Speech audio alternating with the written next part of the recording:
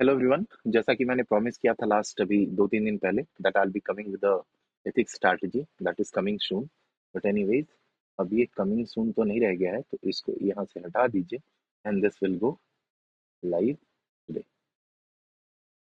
Okay, तो हमारा purpose क्या था? जैसा मैंने बोला कि GS4 ही क्यों, और ये सिर्फ एथिक्स नहीं है। This is my mistake. It is ethics, integrity and aptitude. देखिए, ये पेपर इतना ज्यादा स्कोरिंग और इतना ज्यादा अंडरस्टैंडिंग है, और जैसा मैं हमेशा कहता हूँ ना कि विदाउट एनी फर्दर अडू, तो हम डायरेक्टली लेक्चर पे ही आते हैं। आई डोंट हैव टू फलाना ढिमकाना करने की जरूरत नहीं है, आदित्य पांडे IAS ये वो।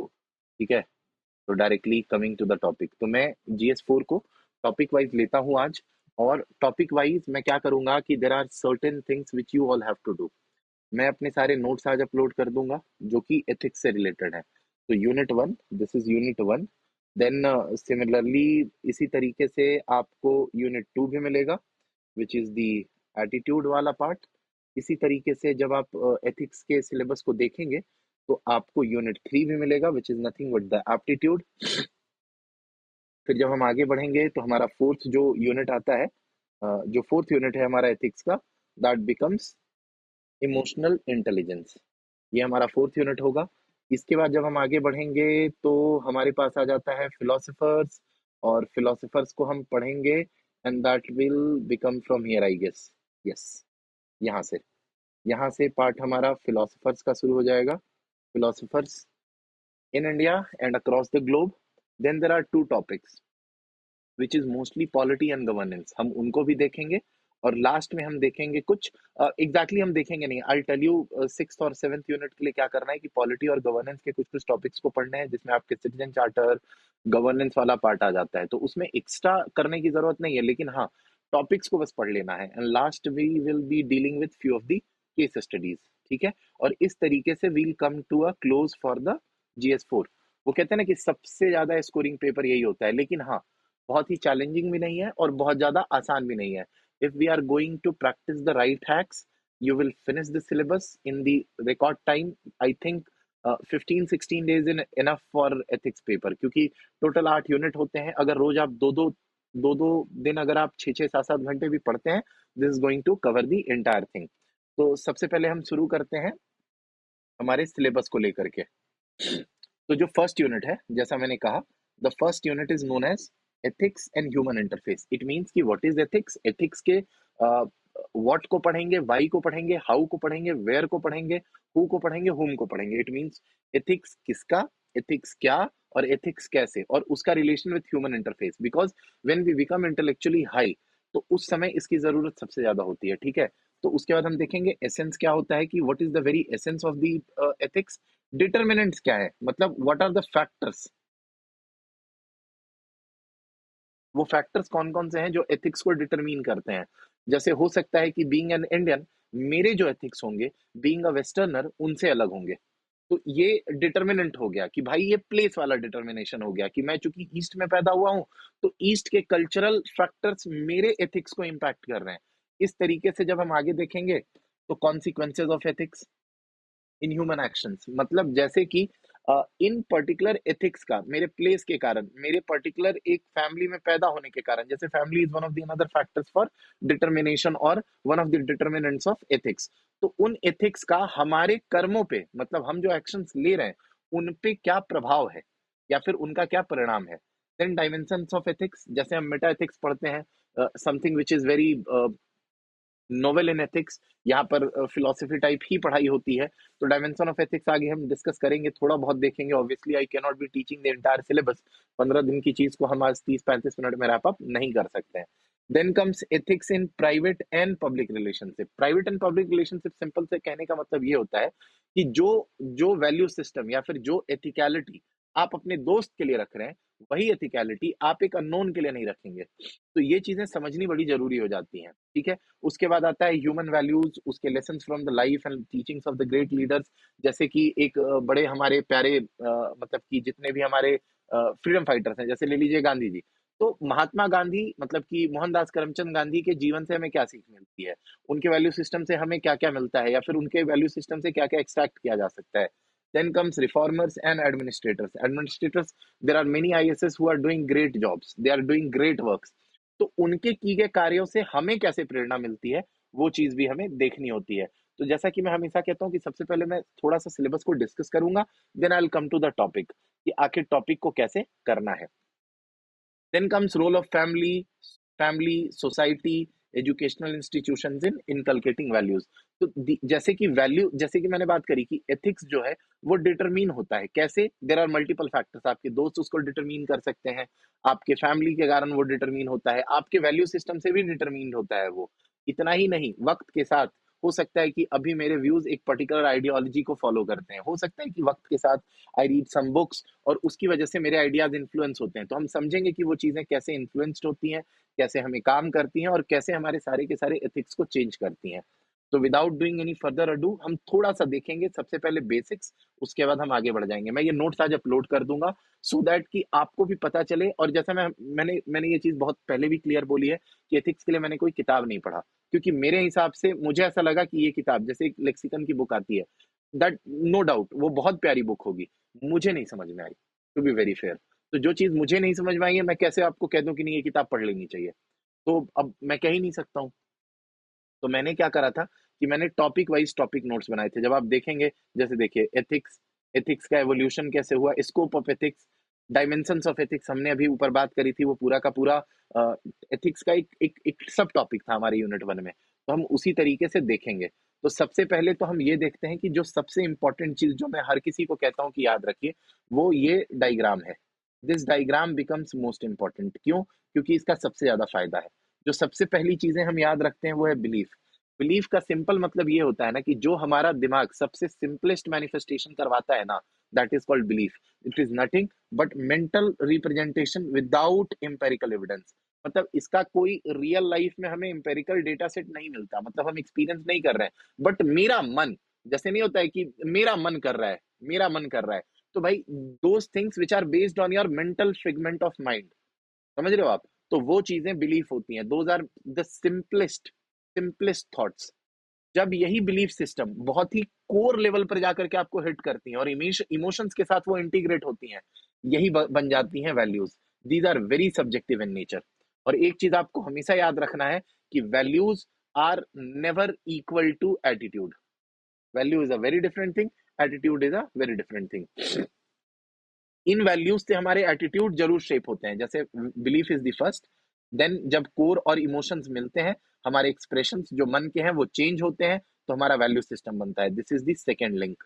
जब इस सेकेंड लिंक में जब सिचुएशन और पास्ट एक्सपीरियंसेस, हो सकता है कि किसी मित्र के साथ आपके एक्सपीरियंस बहुत अच्छे नहीं रही हो, लेकिन आपका वैल्यू सिस्टम ये कहता है कि दोस्ती बहुत अच्छी होनी चाहिए, लेकिन उसके साथ एक्सपीरियंस खराब है, तो हो सकता है कि आप उसके साथ सम अदर बिहेवियर रखोगे.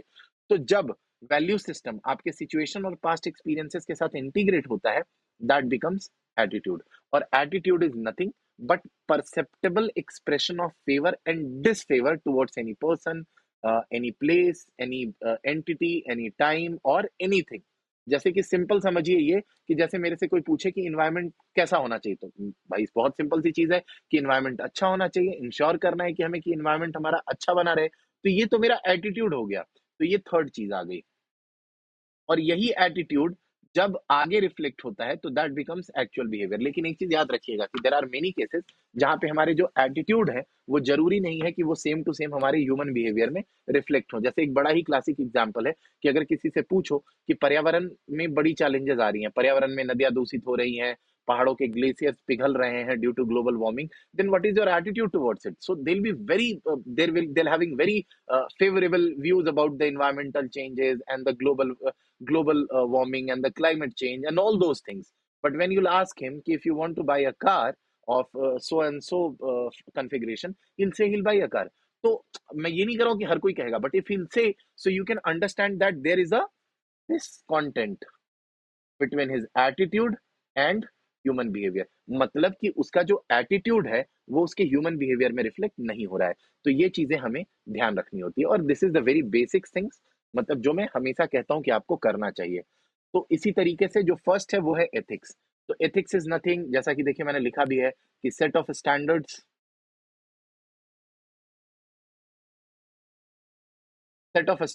That guides one two evaluate goodness और बैडनेस ऑफ एन एक्शन और जजमेंट। एक चीज हमेशा याद रखिएगा, चीजें जितनी आसान रहेंगी, जितना क्लिष्ट रहेंगी, उतनी तकलीफ है। आप जितना ज्यादा उसको तोड़ मरोड़ के पेश करोगे, उतनी तकलीफ है। तो जैसे देखिए मैंने कहा ना कि हमारा जो भी सिलेबस है उसको ब्रेक डाउन कर लीजिए। ये यूनिट 1 था, मैंने यूनिट 1 के भी एक एक सब यूनिट्स को तोड़ा और उस पे नोट्स बना लिए। इससे फायदा क्या होगा कि आप उन सारी चीजों को ना फास्टर रिकॉल कर पाएंगे। और यूपीएससी का पूरा गेम जो है ना, faster revision, multiple time revision and practice है।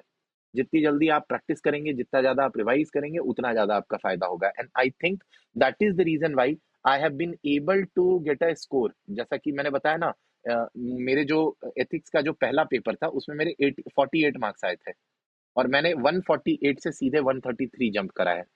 So if this has been able to become a reality from 48 marks to 133 marks, so this is why मैं आज आपके सामने वो रख रहा हूं, जिसकी वजह से ऐसा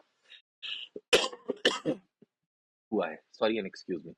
तो फर्स्ट मैंने क्या करा, मैंने एथिक्स के बारे में लिख लिया।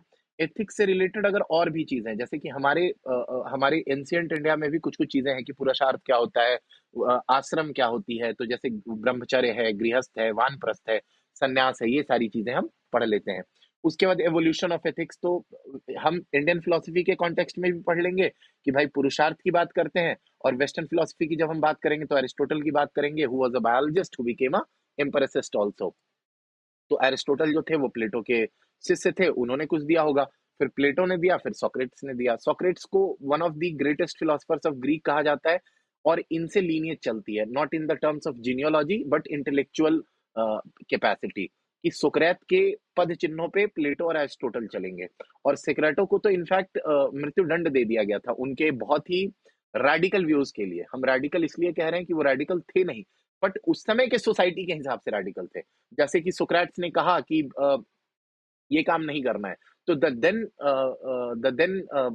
Ruling class of that Greece said कि तुम युवाओं का जो दिमाग है वो खराब कर रहे हो, उसको दूषित कर रहे हो, that you are corrupting the minds of the young people और the young minds who are going to be the bedrock of this society.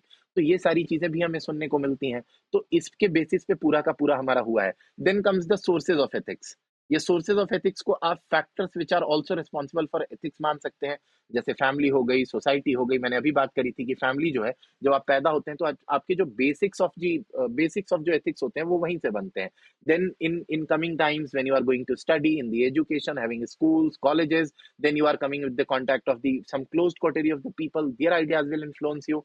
So family, society, religion, even history के बहुत सारे figures भी आपको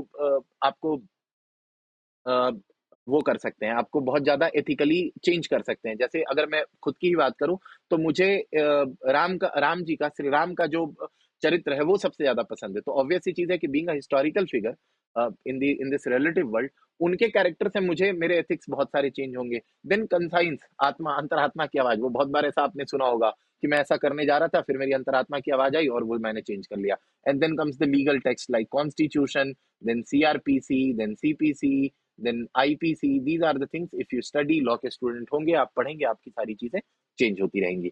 इसी तरीके से आप स्कोप ऑफ एथिक्स देखेंगे, देन डायमेंशंस ऑफ एथिक्स देखेंगे, जिसमें हमारी डिस्क्रिप्टिव एथिक्स आती हैं जो कि एम्पिरिकल डेटा पे बेस्ड होती है। देन नॉर्मेटिव एथिक्स की क्या होना चाहिए, डिस्क्रिप्टिव एथिक्स की क्या है, और नॉर्मेटिव एथिक्स क्या होना चाहिए। Then comes meta ethics, something which is beyond, मतलब डायरेक्टली, मतलब उसमें हम ये देखते हैं कि goodness and the badness of the action, जरूरत ही क्यों है, हमें एथिक्स की ही पढ़ाई क्यों करनी चाहिए। और इसी तरीके से अप्लाइड एथिक्स, जैसे कि आजकल there are certain topics which are in news, जैसे अबॉर्शन और यूथनेसिया। तो अप्लाइड एथिक्स के लिए तो बहुत ही सिंपली दो कंडीशन पुट की गई हैं, कि पहली चीज तो ये कि वो जिस जिस बारे में भी आप बात कर रहे हैं, जो भी टॉपिक के बारे में आप बात कर रहे हैं, वो थोड़ा कंट्रोवर्शियल होना चाहिए। सेकेंडली, वो मोरल इशू की बात होनी चाहिए। और कंट्रोवर्शियल कैसे आप पता करेंगे, तो कुछ फेवर में होने चाहिए, कुछ उसके डिसफेवर में होना चाहिए। ये नहीं कि एक आदमी कहा मैं फेवर में हूं और दूसरा कहे कि मैं फेवर में नहीं हूं। It should be substantial amount of favour and non favour और डिसफेवर। तो इस तरीके से होता है। और जैसा मैंने कहा, डिस्क्रिप्टिव होता है कैसे करते हैं या क्या है, और नॉर्मेटिव है कि कैसे करना चाहिए। तो जो डिस्क्रिप्टिव एथिक है वो हमारे इंपेरिकल अप्रोच को फॉलो करता है। So obviously in philosophy terms it would be the lineage of Aristotle. और ये रैशनल अप्रोच की बात करता है, तो ये हमारे डेकार्ट की लाइन किया जाते हैं और प्लेटो की बात करेंगे। और इधर हमारे लॉक बर्कले ह्यूम बात करेंगे। Then comes why to be ethical. यहाँ पे भी हम दो लॉजिक लेकर के आएंगे, एक eastern theory which flows from the Indian theory and then from the western theory. फिर हम एथिक्स का एवरव्यू देखते हैं, और जैसा मैंने ऊपर में भी बताया कि belief, value, then human behaviour, then हमारी एटीट्यूड। तो इन चारों को आपको पढ़ना ही पड़ेगा। I think this is Maslow's law of hierarchy. ये बहुत फेमस है, मैस्लोज लॉ ऑफ हायरार्की। इसको जरूर पढ़ लीजिएगा। रीजनिंग इसलिए क्योंकि इसका आपको इस्तेमाल हमेशा मिलेगा, इसका मैस्लोज लॉ ऑफ हायरार्की का, बीट जीएस 1 2 3 4 और इनफैक्ट आपके ऐसे पेपर में, इनफैक्ट फिलोसफी में भी। Then comes determination of ethics, जो कि हमने ऊपर में सोर्सेज ऑफ जब एथिक्स की भी बात करी थी उसमें भी कर लिया था। अब देखते हैं सोसाइटी। सोसाइटी में क्या भाई, तो culture, value, individual morality, family, reason, circumstances. Then polity, governmental forms की हमारे डेमोक्रेसी फॉलो होता है कि थियोक्रेसी फॉलो होता है, मोनार्की फॉलो होता है। Then law, France, Saudi, India, जब इन तीनों की आप बात करते हैं तो आप देखते हैं कि फ्रांस में थोड़े अलग राइट्स हैं, देन हमारे उधर अलग राइट्स हैं। तो ये सारी चीजें हैं। फिर एक्सपीरियंस, आपके पर्सनल एक्सपीरियंसेस बहुत मैटर करते हैं, प्लेस बहुत मैटर करता है। और लास्टली इनको जब आप 3-4 कैटेगरी में बांटोगे तो it will come person, place, time and purpose. ये बहुत इंपॉर्टेंट हो जाता है। फिर कम्स एथिक्स का रिलेशन, नेचर ऑफ एथिक्स। तो relative nature and the universal nature. इस तरीके से आपको एक एक टॉपिक्स को तोड़ना पड़ेगा। कॉन्सिक्वेंसेज ऑफ एथिक्स की, आखिर कॉन्सिक्वेंसेज ऑफ एथिक्स क्या होते हैं। अगर अगर प्रेजेंस ऑफ एथिक्स है, मतलब आप एथिकल हैं, तो इंडिविजुअल लेवल पे क्या होगा, ऑर्गेनाइजेशनल लेवल पे क्या होगा। जैसे आप किसी कंपनी में काम कर रहे हैं तो वहां क्या होगा, ऑब्वियस सी चीज है कि इफ यू आर एथिकल, जैसे हम टाटास की बात करते हैं तो उनके सीएसआर के कारण, that is corporate social responsibility, they have a very high image, उनकी एथिकल वैल्यू बहुत हाई है। तो उससे क्या होता है कि ट्रस्ट डेवलप होता है, क्रेडिबिलिटी डेवलप होती है। और सरकारें भी अगर ऐसा करें, ऑर्गेनाइजेशनल लेवल को जब हम गवर्नमेंट लेवल पे आ जाते हैं, यहाँ पर सोशल लेवल पे, तो एक पर्टिकुलर सरकार में, एक पर्टिकुलर डिस्पेंसेशन में लोगों का जो आस्था है, जो ट्रस्ट है, उनके प्रति जो क्रेडिबिलिटी है वो बढ़ती है। इससे टॉलरेंस भी बढ़ता है, ब्रदरहुड बढ़ता है, यूनिटी एंड इंटीग्रिटी बढ़ती है, which are nothing but the ideals of our constitution. तो आप देख रहे हैं कितना होलिस्टिक बन जाता है अगर आप चीजों को थोड़ा सा माइन्यूटली पढ़ें, and at the same time उनको एक बिगर पिक्चर में अगर आप देखते हैं ना, तो चीजें बड़ी प्यारी होने लगती हैं। और मेरा यही मानना है कि अगर आप ऐसे पढ़ेंगे, स्टैंड अलोन पढ़ेंगे, हमने ये पढ़ लिया, चीजों को कनेक्ट नहीं कर रहे, पॉलिटी से कनेक्ट नहीं कर रहे, हिस्ट्री से कनेक्ट नहीं कर रहे, तो चीजें बड़ी परेशानी है। अगर हम कम्युनल हार्मनी चाहते हैं तो हमें इंश्योर करना पड़ेगा कि एथिक्स जो है हमारे इंडिविजुअल लेवल पे भी हो, हमारे ऑर्गेनाइजेशनल लेवल पे भी हो, हमारे सोसाइटी लेवल पे भी हो, और इंटरनेशनली भी होना चाहिए। जैसे अगर हम आज बात करें तो lack of ethics between one of the extremist group in one of the parts of the world today is causing great furore. जैसे कि अभी सर्टेन जियोपॉलिटिकली बहुत ही टर्मोइल चल रहा है। वो क्या है, वो एथिक्स का लैक है। तो इधर हम एब्सेंस ऑफ एथिक्स पढ़ते हैं, और जब हम एब्सेंस ऑफ एथिक्स पढ़ते हैं तो देखिए, अभी जैसे मैंने बात करी कि अगर इंटरनेशनल लेवल पे लैक ऑफ एथिक्स होगा, वॉर्स होंगे, जेनोसाइड्स होंगे, जियोपॉलिटिकल कॉन्फ्लिक्ट्स होंगे, मत्स्य राज का कॉन्सेप्ट आ जाता है। मत्स्य राज का जो कॉन्सेप्ट है वो सिंपली ये कहता है कि जो बड़ी मछलियां हैं वो छोटी मछलियों को खा जाएंगी। तो ये चीजें हमें क्या है, अगर हम जब तक पढ़ेंगे नहीं, चीजों को समझेंगे नहीं, तो ये प्रॉब्लम आएगी ही आएगी। तो ये सारी चीजें भी हमें ध्यान रखनी है। जब हम आगे बढ़ते हैं तो ethics in public and private relationship होता है। इन सारी चीजों को मैं नोट्स अपलोड कर दूंगा, आप देख लीजिए। Obviously I won't be able to deal each and everything. अब एक बहुत ही इंपॉर्टेंट चीज होती है कि अगर जो एथिक्स इन पर्सनल और प्राइवेट है, और जो एथिक्स इन पब्लिक लाइफ है, अगर इन दोनों में थोड़ी बहुत हार्मनी है और थोड़ी बहुत कॉन्फ्लिक्ट है, तो ह्यूमैनिज्म और रीजन क्रिएट होता है। और यही दोनों जो चीजें हैं, रेनेसा का कारण बनती है। रेनेसा और कुछ नहीं है, पुनर्जागरण है, जो सबसे पहले हम कहते हैं इटली में हुआ। अगर हम भारतीय इतिहास को भी देखेंगे तो पता नहीं ऐसे कितने रेनेसा हुए हैं। ठीक है, इस तरीके से फिर हम चैलेंजेस पढ़ेंगे, और इस तरीके से हमारा यूनिट 1 जो है वो पूरी तरीके से खत्म हो जाता है।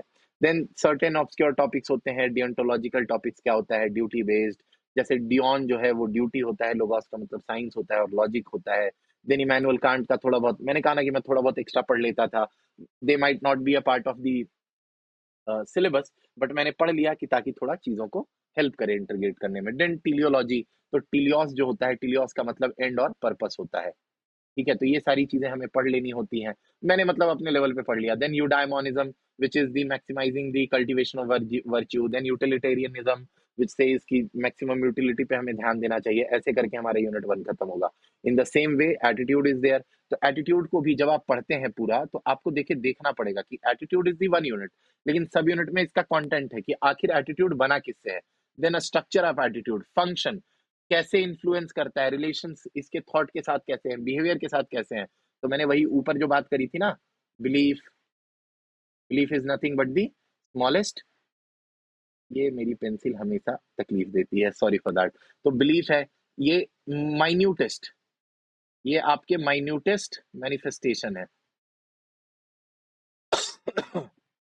मेंटली। जब बिलीफ जो है वो कोर और इमोशंस के साथ इंटीग्रेट होता है, this becomes your value system. Values are nothing but something worth fighting for. ये वैल्यू सिचुएशन के हिसाब से और पास्ट एक्सपीरियंस के हिसाब से, हमारे पास्ट एक्सपीरियंस के हिसाब से एटीट्यूड बन जाता है। एटीट्यूड हमने पहले भी बात करी है, और यही हमारा यूनिट 2 फॉर्म होता है। और इसके हम कंपोनेंट्स देखेंगे, इसको बनने के तरीके क्या है, और this will becomes your actual human behaviour, actual human behaviour. और ये यहाँ लूप्ड इन होता है विच गिव्स दी फीडबैक, ये वाला पार्ट। तो ऐसे अगर हम चीजों को होलिस्टिकली देखेंगे, जैसे हमने अभी बात करी कि एटीट्यूड क्या है, तो attitude is nothing but the qualitative response in aspect of a stimuli. जैसे आपको किसी ने एक स्टिमुलाई है, stimuli is nothing but external factor which is going to give you some senses, sensory data. आपने उस सेंस किया, आप अपने सेंसेस के थ्रू, और आप एक क्वालिटेटिव रिस्पॉन्स देते हैं। ध्यान रखिएगा, क्वांटिटेटिव रिस्पॉन्स की बात नहीं हो रही है, हम नंबर्स में बात नहीं कर रहे हैं, क्वालिटेटिव बात कर रहे हैं। Quality, the response of your behaviour, तो expression of favour and disfavour. अब यहां से हमने फ्रेमवर्क देखा, वही चीज ऊपर में। अब जब हम कंटेंट ऑफ एथिक्स की बात करते हैं, तो इसके मतलब जो सबसे बेसिक मॉडल है, ये आप यूट्यूब पे भी सर्च करेंगे आपको मिल जाएगा। मैंने इसको यूट्यूब से पढ़ा, किताबें पढ़ी, मैंने कहा ना कोई रैंडम बुक्स मुझे मिल गई, गूगल कर लिया मैंने, और वहां से मैंने इसके 3 कंपोनेंट देखे जो कॉमन थे। एक था हमारा cognitive model. Cognitive model are nothing but your mental beliefs, your attributes, your thoughts. यहाँ पर हमारे स्टीरियोटाइप्स आते हैं। फिर कम्स दी अफेक्टिव कंपोनेंट, जो कि इमोशंस की बात कर रहा है। अगर हम इन दोनों को मिला दें, तो यहाँ पे क्या बन के आएगा, हमारा value system. And lastly is the behavioural component, any past experience. तो कुछ नहीं है, अभी आप बिलीफ को देखिए, बिलीफ यहाँ से हमारे कोर प्लस इमोशन मिल जाएंगे तो वैल्यू सिस्टम आ जाएगा, और यही आपका एटीट्यूड बन जाता है यहाँ पर पास्ट एक्सपीरियंसेस को मिला करके। तो जैसा, अच्छा ये दिखा नहीं, देखिए जैसे बिलीफ हो गया, आप, सॉरी, हम बिलीफ की बात कर रहे थे, बिलीफ से हम वैल्यू पे आते हैं, वैल्यू से हम सीधे एटीट्यूड पे आ जाते हैं। तो कंपोनेंट्स को याद करने का तरीका क्या है कि जो आपका बिलीव है वो कॉग्निटिव कंपोनेंट है, जो आपका वैल्यूज है वो अफेक्टिव कंपोनेंट है। क्यों है, क्योंकि इन्हीं, इसी हमारे, जो हमारा कॉग्निटिव है इसमें हमारे इमोशंस मिलते हैं, तो वो अफेक्टिव कंपोनेंट बन जाता है। और यही इसी इन्हीं में जब पास्ट एक्सपीरियंसेस मिल जाते हैं, तो हमारा एटीट्यूड बन जाता है। तो अगर आपको ये फ्रेमवर्क भी याद है ना, तो you will be able to do it. मुझे नहीं पता मैंने कहाँ से देखा था, बट सम रैंडम यूट्यूब पे मुझे ऐसा कुछ मिला था और मैंने उसको कनेक्ट कर लिया। Then here comes the structure of the attitude, then comes the functionals, roles of the attitude. तो नॉलेज, ये क्या क्या पर्पस सर्व करता है, जैसे जो एटीट्यूड है वो क्या क्या पर्पस सर्व करता है। तो there were some certain like knowledge, utilitarian, then ego defense, और वैल्यू एक्सप्रेशन। की अगर हमारा एटीट्यूड ऐसा है तो क्यों है, तो उससे क्या होता है कि sometimes, many a times, we are able to justify our worth और एक्शन। तो ये चीजें ऐसे करके आपको बनानी पड़ेंगी। फिर then comes attitude and behaviour, ये आप ऊपर में देख चुके हैं, आपको बस ये पूरा का पूरा अगर ये भी याद है, सीएबी मॉडल याद है, you will be able to maintain it. तो आपका यूनिट 2 भी इस तरीके से। लास्टली, हाउ टू स्ट्रेंथन और congruence in behave attitude and behaviour. जो बिहेवियर है वो ह्यूमन बिहेवियर की बात हो रही थी, मैंने जैसा बोला था ना, believe, value, value system, then comes your attitude, and then comes your human behaviour. तो इन दोनों के बीच में कॉन्ग्रुएंस नहीं होता है। तो ये, इसको ठीक करने के तरीके कितने हैं, जैसे एटीट्यूड लिटरेसी पढ़ाने की जरूरत है। हम ये बताते हैं कि ये तरीका ऐसे होना चाहिए। इमोशनल स्ट्रेंथ, जो कि हमारा यूनिट 4 में हम बात करेंगे। Inculcate integrity, integrity is nothing but being true in your thoughts and action and words. जो आप बोल रहे हैं वही कर रहे हैं, वो इंटीग्रल है। देन कम्स ब्रेकिंग स्टीरियोटाइप्स, की जैसे जैसे कहा जाता है कि बिहारी गंदे होते हैं, ऐसा माना जाता है कि बिहारी बाहर जाकर के बिहारी एज अ बीमारी कह देते हैं। तो ये तो स्टीरियोटाइप है ना यार। आप जाओ देखो, इन इन स्टीरियोटाइप्स को तोड़ो। जैसे इंडियंस को बाहर गंदा कहा जाता है, तो ये जो सारी चीजें हैं, तो ये चीजों पे हमें वर्क करना पड़ेगा, और ये चीजों को, इन इन चीजों को हटाना पड़ेगा। और वो कैसे हटेंगे, रीजन एंड लॉजिक से। ठीक है, तो इस तरीके से हमारा जो सेकेंड यूनिट है वो भी खत्म होता है। डिसोनेंस इन बिहेवियर हमने ऊपर बात कर ली है कि भाई हमारा इन्वायरमेंट, पर्यावरण के प्रति हमारा बिहेवियर बहुत अच्छा है, लेकिन जब बात आती है कि क्या तुम बस में जाना चाहोगे कि अपनी गाड़ी में, तो हम कहेंगे अपनी गाड़ी में। क्यों भाई, अपनी गाड़ी में क्यों जाना है तुम्हें? तो तुम बस में जाओ ना, अगर तुम्हारा बिहेवियर, अगर तुम्हारा एटीट्यूड जो है वो एनवायरनमेंट के प्रति सही है तो ये सारी चीजें हैं। देन कम्स मोरल एटीट्यूड, और इस तरीके से then political attitude. Then political attitudes में भी हम कुछ कुछ अपने टाइप्स देखते हैं, radical, then liberal, then moderates. Liberal का है मैंने, इधर उधर मत हो जाइएगा, मतलब पुराने टाइपराइटर हो गए आप लोग, मारो कहीं लगे वहीं। But anyways, jokes apart, radical, liberal, moderates, conservatives and reactionist, ऐसे तरीके से हमारा पूरा का पूरा फिर एटीट्यूड फॉर्मेशन एंड चेंज ये पूरा का पूरा मैं अपलोड कर दूंगा, आप देख लीजिएगा। ओके, इस तरीके से अगर हम देखते हैं तो हमारा यूनिट 2 भी पूरा का पूरा खत्म होता है। एंड देन कम्स, देखिए इधर इधर some more topics like social influence क्या होता है, परसुएशन क्या है, वो सारा का सारा यहाँ पर मैंने अपलोड कर दिया है। ये मैं अपलोड भी कर दूंगा, आप इसको देखिए, पढ़िए। इसके अलावा अगर आपको गूगल सर्च करना है वो भी करिए। Then comes the aptitude. Aptitude का डेफिनेशन देखेंगे हम, ठीक है। जैसा मैंने शुरू में कहा ना कि 5W+1H का, एकदम इसको हमेशा याद कर लीजिए। ये 5W+1H फ्रेमवर्क, आपको कभी भी आंसर नहीं आता है, इसको थोड़ा सा कभी कोशिश करिए, इससे काम आ जाएगा। वो पेस्टल एंड ऑल भी काम करते हैं, पर ये जो है ये हमेशा काम करेगा। Many a times you will not be able to apply PESTEL, वहां पे क्या करेंगे, तो वहां पे हमें ये सारी चीजें हेल्प मिलती हैं। Foundational value for civil services, तो भाई इंटीग्रिटी है, इम्पार्शियलिटी है, नॉन पार्टीशनशिप है, ऑब्जेक्टिविटी है, डेडिकेशन टू पब्लिक सर्विस है, एम्पैथी है, टॉलरेंस है, compassion towards the weaker section है। ये पूरा का पूरा आपको डेफिनेशन बनाना है, और डेफिनेशन बना के आपको तीन तीन चार चार एग्जाम्पल कर लेने हैं। जैसे aptitude, aptitude is nothing but your natural और इनहेरेंट कैपेसिटी टुवर्ड्स समथिंग, ठीक है। ये सारी चीजें यहाँ पर मैं पूरा का पूरा डाल दूंगा। फिर मैंने एप्टीट्यूड और इंटेलिजेंस के बीच में डिफरेंस भी लिख लिया था, ऐसे करके पूरा का पूरा। Then comes your aptitude for civil services. देन यहाँ से हमारा पूरा का पूरा जो हमारे वैल्यूज हैं फॉर सिविल सर्विसेज हैं वो यहाँ से चालू हो जाते हैं। पहला ऑब्जेक्टिविटी, ये देखिए ऑब्जेक्टिविटी में जो कुछ थोड़े बहुत केस स्टडी थे वो कर लिया हमने। एक एग्जाम्पल कर लिया कि अगर एक poor woman without ration card comes for ration, तो आप क्या करेंगे। तो हमें ऑब्जेक्टिविटी भी करना है पर फेयरनेस भी दिखाना है। तो हम ऑब्जेक्टिविटी कैसे दिखा सकते हैं, ऑब्वियस सी चीज है कि अगर उनके पास राशन कार्ड नहीं है तो हम राशन कार्ड, बिना राशन कार्ड के हम उनको राशन नहीं दे सकते।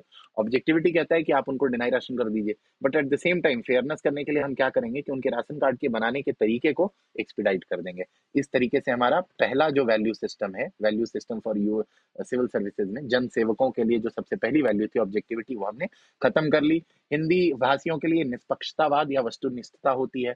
दूसरा है हमारा एम्पथी, जिसको हम हमदर्दी कहते हैं। ये चीजें मैंने कॉमन देखी कि जब भी आप एम्पथी पढ़ेंगे तो there are four words which we have to ensure कि हमें पता होना चाहिए। पहला होता है हमारा अपैथी, मतलब उदासीनता या निष्ठुरता, किसी के प्रति निष्ठुरता, मतलब स्टेट ऑफ इंडिफरेंस, भाई जिए कोई मरे हमें कोई मतलब नहीं, without any concern. Then comes sympathy which is संवेदना और दया। Then comes empathy which is nothing but सहानुभूति, हमदर्दी। And last becomes the compassion which is the highest form of empathy. वहां पर क्या होता है कि सारी चीजें काम करती हैं, इमोशनल कनेक्ट होता है and still you act rationally and you do being compassionate. तो हमें कंपैशन की भी बात करनी होती है। स्टेजेस कैसे होते हैं, पहले एपैथी होती है विदाउट फीलिंग, फिर कभी कोई ट्रांजिएंट फीलिंग आ गई तो सिंपथी आ गई। अगर वो सिंपथी थोड़ी डीप अंडरस्टैंडिंग के साथ आती है तो एम्पैथिक होती है, और यही एम्पैथी जब एक्शन में रिजल्ट हो जाता है तो वो हमारा कंपैशन बन जाता है। मैंने बोला ना बहुत ज्यादा चीजें हैं नहीं, अगर आप लॉजिकली चीजों को कनेक्ट करेंगे you will be able to cover and finish entire ethics in maximum 15 to 18 days। उसके बाद क्या करना है, बैठ के बस केस स्टडी प्रैक्टिस करिए। हम केस स्टडी भी आज डील कर लेंगे। 6 और 7 टॉपिक आपके पॉलिटी और गवर्नेंस के हैं, जिसमें आपके सिटीजन चार्टर एंड ऑल होंगे, वो आप GS2 में भी पढ़ेंगे। एक्स्ट्रा लोड नहीं लेना है, ठीक है। आगे चलते हैं। थर्ड कम्स योर टॉलरेंस, जिसका मतलब होता है सहिष्णुता और सहनशीलता। इसी तरीके से मैंने इसको भी नोट्स बनाया, आपको थोड़ा बहुत पढ़ते चलना है। Then comes integrity which becomes सत्यनिष्ठता। देन प्रेजेंस ऑफ इंटीग्रिटी से क्या होता है, ये इसको हम यूजुअली ट्रिपल हेलिक्स मॉडल कहते हैं, ये आप देख लीजिएगा, या फिर इसको हम ट्रायंगल मॉडल कहते हैं। इंटीग्रिटी है, एफिशिएंसी है, करप्शन है, ये सारी चीजें। देन कम्स वर्ल्ड टुडे में नीड्स इंटीग्रिटी पैक्ट की बात हो रही है, तो इंटीग्रिटी पैक्ट क्या होता है वो थोड़ा सा पढ़ लीजिएगा। देन कम्स डेडिकेशन, डेडिकेशन का मतलब है निष्ठा, समर्पण। और इसी डेडिकेशन से आगे जब आप लेके जाते हैं तो कम्स कमिटमेंट। जो कमिटमेंट है, कमिटमेंट के अंदर में जब डीप डेडिकेशन हो जाता है ना, डीप कमिटमेंट हो जाती है। जैसे आप किसी के लिए कमिटेड है, भाई हम किसी को प्रेम करते हैं, हम कमिटेड हैं, दैट इज वचनबद्धता, प्रतिबद्धता। पर यही वचनबद्धता, प्रतिबद्धता अगर बिल्कुल डीप लेवल पे चली जाए तो डेडिकेशन बन जाती है, और उसी को हम कहते हैं समर्पण। जैसे प्रेम का भाव, समर्पण। तो हम जन सेवकों को, और अगर आप एस्पायर कर रहे हैं जन सेवा के लिए, तो इंश्योर करना है कि आपका जो ये सिविल सर्विसेज की जो वैल्यूज हैं, इम्पार्शियलिटी, ऑब्जेक्टिविटी, नॉन पार्टीशनशिप, इसके प्रति बिल्कुल हाईएस्ट लेवल ऑफ डेडिकेशन और कमिटमेंट दिखानी है, so that you ensure that every strata, every strata, people from the every strata of the society are uplifted, they are emancipated. There is no people who remains poor, और ensure करना है कि उनका standard of life बढ़ सके। अभी आप जब इकोनॉमी पढ़ेंगे तो वहां पे डेवलपमेंट की बात करेंगे और ग्रोथ की बात करेंगे। तो growth is nothing but incremental changes with terms of numbers, but आप डेवलपमेंट की बात करेंगे तो वो सिर्फ इकोनॉमिकली बात नहीं करेगा, हमारे सोशल डेवलपमेंट की भी बात करेगा। ये सारी चीजें इंटरलिंक्ड है, आपको पढ़ना पड़ेगा। मैंने कहा ना, पढ़ना बहुत जरूरी है, पढ़ाई से कोई भाग नहीं सकता। हम भले ही नालायक हैं, पढ़ना तो पढ़ा था हमें भी, ठीक है? तो पढ़िए, पढ़ना बहुत जरूरी है। अगर आप नहीं पढ़ेंगे, चीजें नहीं समझ में आएंगी। देन कम्स इम्पार्शियलिटी, निष्पक्षता और तटस्थ। बहुत बार ऐसा होगा कि कल आप बन जाएंगे, कोई फैमिली मेंबर लेकर के आ जाएगा, तो ऑब्वियस सी चीज है कि आपको फेयरनेस दिखाना पड़ेगा। Just because he is a family member you can not deal him और गिव हिम सम लीवे और भाई चलो ठीक है कोई बात नहीं माफ कर दिया, ऐसा नहीं होना चाहिए। इम्पार्शियल होना है, आपको फेयर रहना है। Then comes political impartiality, public impartiality and then comes non partisanship. और इस तरीके से आपका पूरा का पूरा जो तीसरा यूनिट है, दैट इज योर एप्टीट्यूड, वो खत्म होता है। Now comes the emotional intelligence, ये सबसे ज्यादा इंपॉर्टेंट पार्ट है। Many a time what happens कि कोई स्टिमुली हम परसीव करते हैं, जैसे कुछ एक्सटर्नल एक्सटर्नल फैक्टर्स आए, हमने परसीव किया और हम उग्र हो गए, हम इमोशनली वेरी चार्ज हो गए और हमने उसको कंटेन नहीं किया। ये चीजें जो हैं जन सेवकों के लिए बिल्कुल जहर के समान है। और मैं एक बड़ी प्यारी बात कहता हूं कि जो चीजें आपको आध्यात्मिक रूप से, आपको प्रोफेशनली भी आपको परेशान कर रही हैं, उसका त्याग कर दीजिए। और इस तरीके से इमोशनल कॉन्सेप्ट में जब आप पढ़ेंगे आगे, तो सब यूनिट्स देखिए, कॉन्सेप्ट पढ़ना है, इनकी जरूरत क्या है और एप्लीकेशन क्या क्या है, कहाँ, हमारे प्रशासन में और हमारे कार्यशैली में। तो एडमिनिस्ट्रेशन एंड गवर्नेंस, और बहुत ही छोटा टॉपिक है। Emotional intelligence is nothing but the mental faculty to think rationally, act effectively and manage dutifully. Think rationally का मतलब ये हुआ कि आपको कोई स्टिमुलाई आकर के टच करता है, मतलब परसीव किया आपने, तो तुरंत उग्र नहीं होना है आपको, आपको रैशनली सोचना है कि अब क्या करना है। एक्ट इफेक्टिवली मतलब इंश्योर करना है कि आप रिसोर्सेज का सही इफेक्टिव यूज कर रहे हैं। एंड लास्ट, मैनेज ड्यूटीफुली, क्योंकि ऐसा नहीं हो जाए कि चीजें हद से बाहर चली जाए।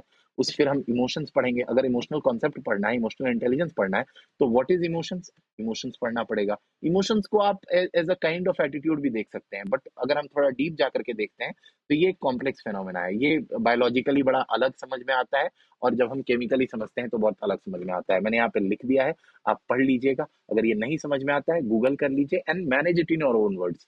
पॉलिटी में भी लिखा गया है कि मातृभाषा में पढ़िए, तो समझने के लिए तो मातृभाषा बहुत जरूरी है। इस तरीके से फिर हमारा इमोशनल इंटेलिजेंस खत्म होता है।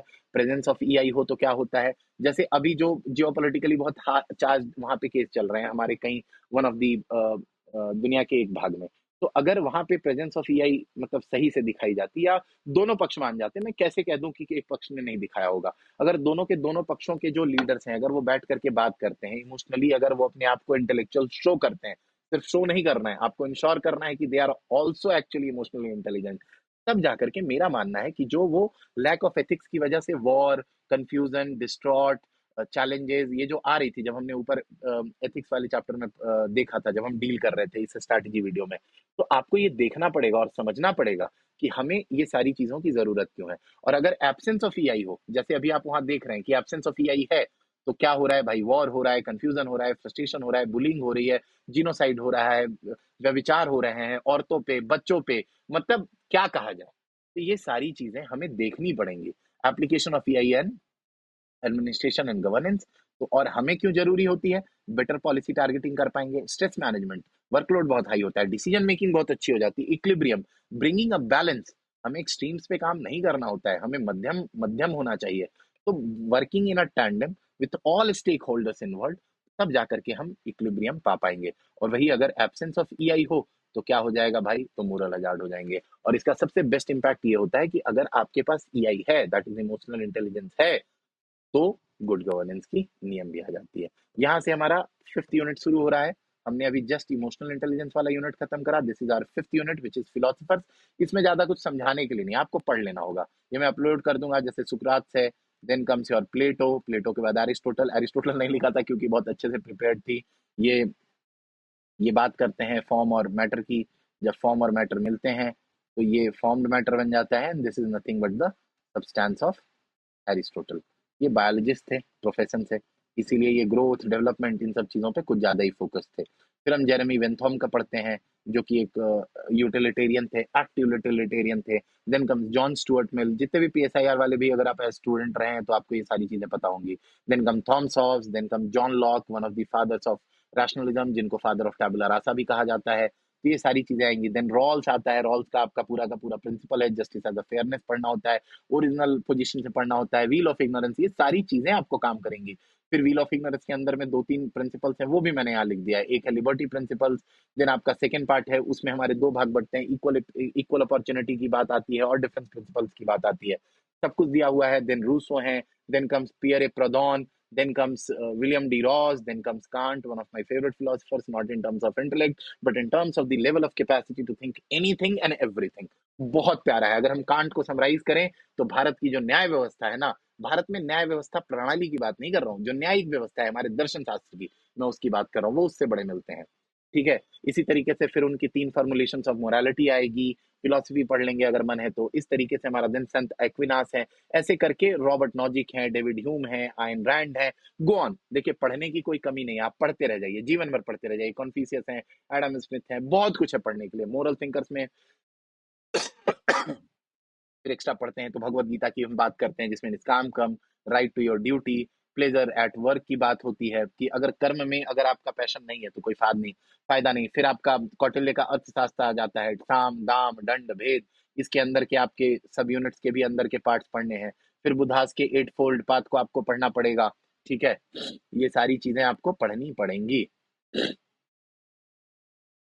और इस तरीके से हमारा ये हमने याद किया था। ये देखिए ये तरीका था हमारा। जब हमें बुधा के पूरे को बात करना था तो हमने ईविल स्कैम करके याद कर लिया था। देखिए पेपर क्लियर करने से मतलब है, आप निमोनिक्स कुछ भी बनाइए। ठीक है। इस तरीके से आपका फिर अशोकास धम्मा आ गया, देन 8 फोल्ड आ गया, देन मोरल थ्योरी आ गई। ये सारी चीजें चलती रहेंगी। Then comes diligence, then forgive हो गया। देन आपका values and ethics in Kural आ गया, जो कि तिरुवल्लुवर का है। देन विवेकानंद की बात आ जाती है, देन मोहनदास करमचंद गांधी की बात आ जाती है। ऐसे कर करके आप सारे के सारे पढ़ लेंगे। और जैसा मैंने कहा कि जो यूनिट 6 और यूनिट 7 है, ये आपके पॉलिटी और गवर्नेंस का पार्ट है। तो एक्स्ट्रा कुछ नहीं है। उन टॉपिक्स को जैसे मैंने अभी खत्म करा है, ऐसे ही आप भी खत्म करेंगे चुपचाप, और कुछ नहीं करना है। And lastly I am dealing with the case studies. तो rather than dealing with the case studies, मैं ये सारी की सारी चीजें अपलोड कर दे रहा हूँ, आप एक बार देख लीजिए। मैं कुछ भी अलग से अपलोड नहीं कर रहा हूँ, जो मैंने टेस्ट लिखे हैं मैं वही अपलोड कर रहा हूँ। ठीक है। 8.5 मिला, देन और ये डिफरेंट डिफरेंट केस स्टडीज हैं, तो आप इनको देखिए। अगर आपको लगता है कि फिर से जरूरत है तो do let me know in the comments, आप कमेंट कर दीजिएगा, हम देख लेंगे, उस हिसाब से फिर हम लेक्चर को प्रिपेयर कर लेंगे। बाकी जो है, आप सबको ऑल द बेस्ट। जय जय सीताराम, जय सिया राम एंड जय हिंद, जय श्री राम।